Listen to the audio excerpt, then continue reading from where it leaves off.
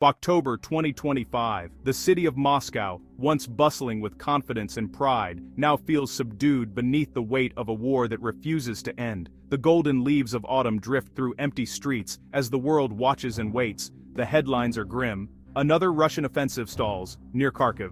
Each morning brings fresh reports of setbacks, casualties, and failed advances. The optimism that once fueled the nation has faded, replaced by a sense of dread and resignation. Putin's war enters day 968, with no end in sight. The days have blurred together, each one marked by loss and uncertainty. Families count the days since their loved ones left, hoping for news that rarely comes.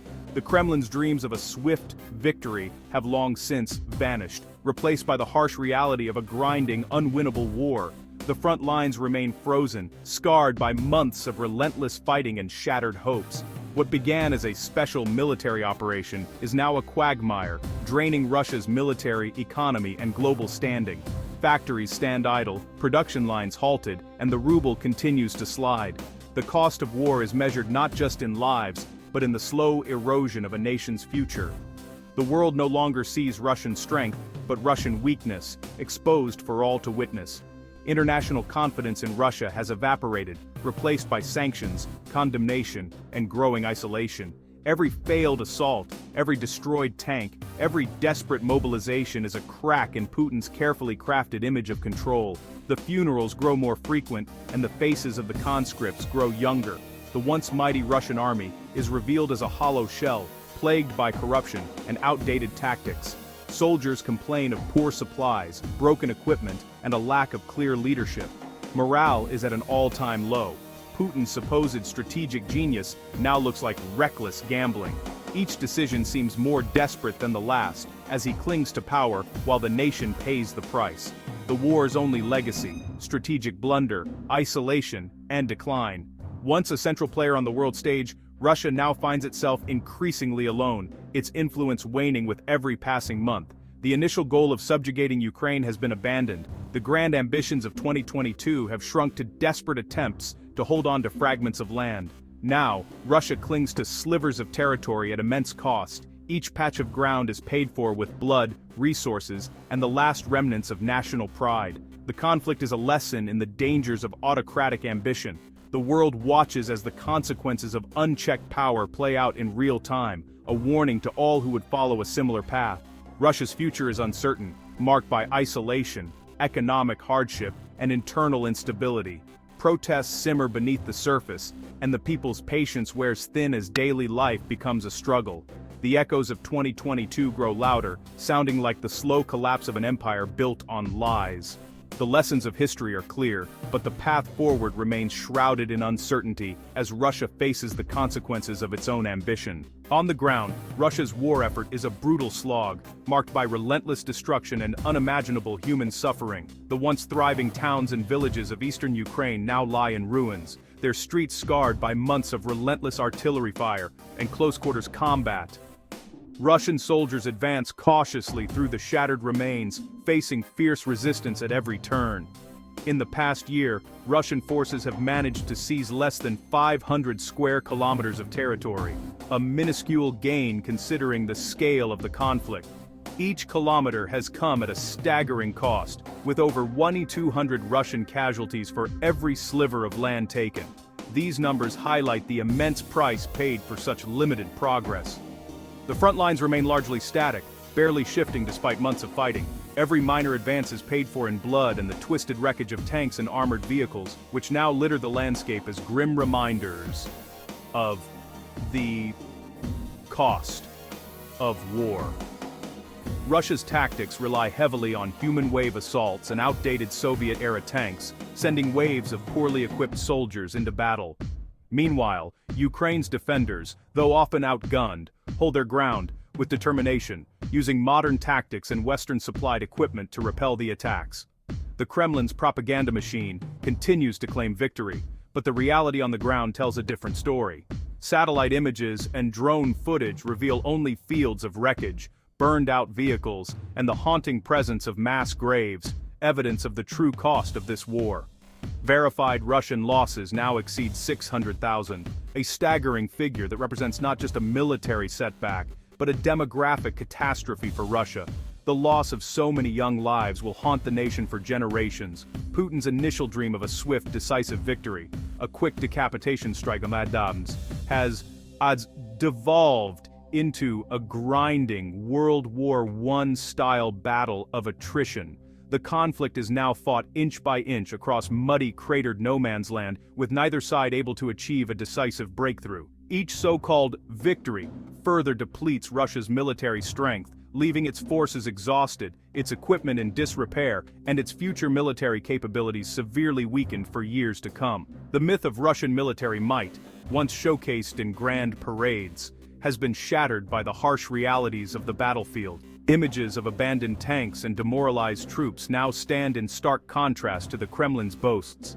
The war has exposed Russia as a brittle, poorly led force, plagued by logistical failures and outdated strategies. In contrast, Ukraine's modern, motivated military has proven itself a formidable adversary, outmatching Russian forces time and again on the battlefield. Inside the Kremlin, reality is rewritten daily. Official maps claim vast Ukrainian territories never controlled by Russia, while the truth is far less impressive. Independent media have verified over 70,000 Russian soldiers killed by name, likely only half the real toll. The Russian public is fed propaganda about heroic victories, masking catastrophic losses. State media frames the war as a defensive struggle against Nazis and NATO, ignoring that Russia is the aggressor. This elaborate web of deceit is a sign of weakness, not strength. The regime's survival depends on hiding the truth from its own people. In 2025, Russia's much-hyped offensives are more fiction than fact. The spring push for Donetsk yielded only a few ruined villages. Pokrovsk remains Ukrainian. The summer campaign near Kharkiv stalled, exposing Russia's own border to Ukrainian attacks. Each offensive is announced with fanfare, but results in minimal gains and massive losses. Russian strategy repeats the same mistakes: frontal assaults, no innovation, and disregard for human life. Ukraine's active defense bleeds the attacker for every meter. Captured towns are destroyed, offering no real value, only symbols of devastation. Putin's need to show progress traps his army in a cycle of self-destruction. These ghost offensives reveal a military lost and desperate. Diplomatically, Russia is more isolated than ever before. Once a regular presence at the world's most important tables, Vladimir Putin now finds himself increasingly sidelined on the global stage. The sight of Putin sitting alone at international summits, or the empty seat marked with the Russian flag, has become a powerful symbol of his country's growing diplomatic isolation. Putin's attempts to fracture Western unity have failed spectacularly. Instead of dividing the West, his actions have only brought NATO and the European Union closer together, forging a stronger sense of purpose and solidarity among Western leaders. The G7 and NATO summits now proceed without Russian participation, highlighting just how far Moscow has fallen from its former influence. Even his much-publicized meeting with Donald Trump, once seen as a potential breakthrough, ended in a diplomatic dead end. No deal, no breakthrough, and no improvement in Russia's standing. The tense handshakes and neutral expressions told the real story. Russia's overtures were met with skepticism and caution.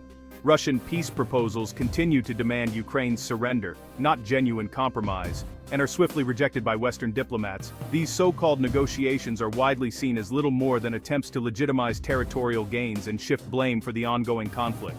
The Kremlin's diplomatic overtures are transparent tactics to sow division among its adversaries, but they have mostly failed. Instead, world leaders now discuss global issues without Russian officials present, further isolating Moscow from meaningful dialogue.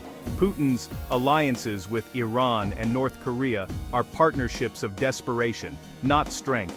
These relationships are built on mutual need rather than shared values, and offer little in the way of true international support or legitimacy.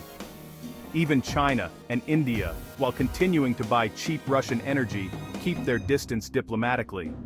They offer economic lifelines but little else, refusing to fully back Russia's actions or provide meaningful political cover. The International Criminal Court's arrest warrant has made Putin a pariah, unable to travel freely without risking detention. This legal action has further limited his ability to engage with the world and deepened his isolation.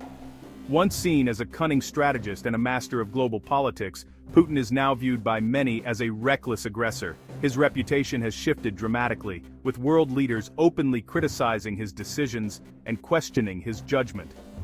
By choosing war over diplomacy, Putin has effectively closed the door to negotiation and left Russia with few friends or allies. The opportunities for dialogue have vanished, replaced by suspicion and condemnation. The empty chair at global summits is now the enduring symbol of Russia's self-inflicted isolation, a stark reminder of the costs of Putin's choices and the lonely path he has chosen for his country. Russia's hybrid war, disinformation, cyber attacks, energy blackmail, was meant to divide the West. Instead, it has united NATO and the EU as never before. The invasion of Ukraine shattered illusions and galvanized a powerful response. NATO has expanded, reinforcing its eastern flank and turning the Baltic Sea into a NATO lake. Russian propaganda is now widely dismissed, and Europe has slashed its dependence on Russian energy. The West's resilience has turned Russia's tactics into strategic losses. The shared threat has fostered unity and a renewed sense of purpose. Putin's aggression has only strengthened the alliances he sought to weaken. The Russian economy is cracking under the strain of war. Military spending props up GDP, but at the cost of inflation, labor shortages, and a collapsing civilian sector. Sanctions and loss of Western technology cripple key industries. Ukrainian drone strikes on oil refineries have caused fuel shortages at home. The Kremlin raids its wealth fund and prints money, masking long-term decay. Investment in health, education, and infrastructure is plummeting. Skilled workers are fleeing. The social contract, economic stability in exchange for political control, is broken. Economic rot is eroding the regime's foundations from within. As the war drags on, Western resolve has only hardened. The core coalition supporting Ukraine remains steadfast, recognizing that a Russian victory would threaten all of Europe. Western nations now use frozen Russian assets to fund Ukraine's defense and reconstruction. Military aid has evolved. Ukraine fields advanced Western jets, missiles, and air defenses. Training on NATO soil has created a modern, capable Ukrainian force. Putin's bet on Western weakness has failed. The alliance is stronger and more integrated than ever. Support for Ukraine is now seen as a strategic investment in Europe's own security. The West is determined to ensure Russian aggression is defeated in Ukraine, not on NATO soil. Beneath Russia's rigid surface, uncertainty grows. Putin has dismantled any mechanism for peaceful succession, creating a brittle system centered on himself. There's no clear heir, no process for transition, only a looming crisis. Hardline factions, security services, and mercenary leaders are united now, but that unity is fragile. If Putin falls or Russia suffers a catastrophic defeat, a violent power struggle is likely. The risk of chaos, even civil conflict, is real. This is the hallmark of personalist regimes. The leader's survival is conflated with the nation's. By refusing to plan for the future, Putin has set Russia on a path toward instability. A post-Putin Russia, fractured and nuclear-armed, is a global security challenge. The question, after Putin, what, hangs over the world, with no easy answers.